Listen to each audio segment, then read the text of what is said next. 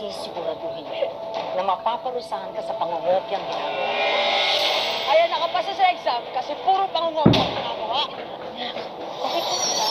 Ilalagay ko sa record mo na nangopya ka sa exam. Huwag naman po, ma'am. Na pagbintangan siya na nag-cheat during the examination, which is, yun po yung nasabi din ng school sa nangyari.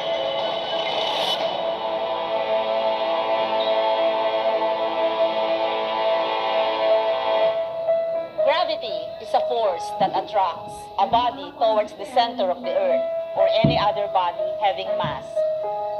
Now, who discovered the law of gravity? Ano ba naman kayo, class? Si Danny na naman ba sasagot? Hindi pa kayo nagsipag-review? Oh, anong sagot? Isaac Newton po, ma'am. That's correct. Nadiskubre ni Isaac Newton ang gravity nang malaglag ang apple sa ulo niya galing sa itaas. Ano ba, Danny? Hindi pa tapos ang klase, magbabanyo ka na naman. Hindi po ako magbabanyo, ma'am. Ano po yun?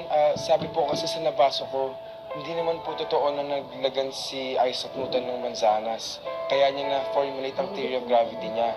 Ang totoo daw po, ay nakita lang niya na naglaglagan ng mga mansanas. Kaya naisip niya baka may ibang dahilan sa puwersa ng pagkahulog nito. Tama po ba? Ma'am? O bakit? Yan din po kasi yung nabasa ko. Mali ako. Ganun ba, Danny? Ha? Alika, dito ka sa harap. Ikaw ang magturo. Ang dami mong alam eh. Sige na. Gusto ko lang po maliwanagan kung totoo ba o hindi ang nabasa ko. Totoo ang lahat ng sinasabi ko. Ma'am, I'm sorry na po. Hindi na po mauulit yun. Stand in the corner. Ma'am, Stand in the corner, sabi eh. Ma'am, nagtatanong naman po si Danny. Hindi, ma'am. Pagalitan mo siya. Ang dami daw kasing alam ni Danny eh. Matalino daw. Walang magsasalita. Punta na doon. Papatawag ko ang mga magulang mo mamaya. Ma'am, Mag-uusap tayo sa principal's sorry na po. Hindi office. na po mauulit yun, ma'am. Sinabi ng doon ka sa kanto eh.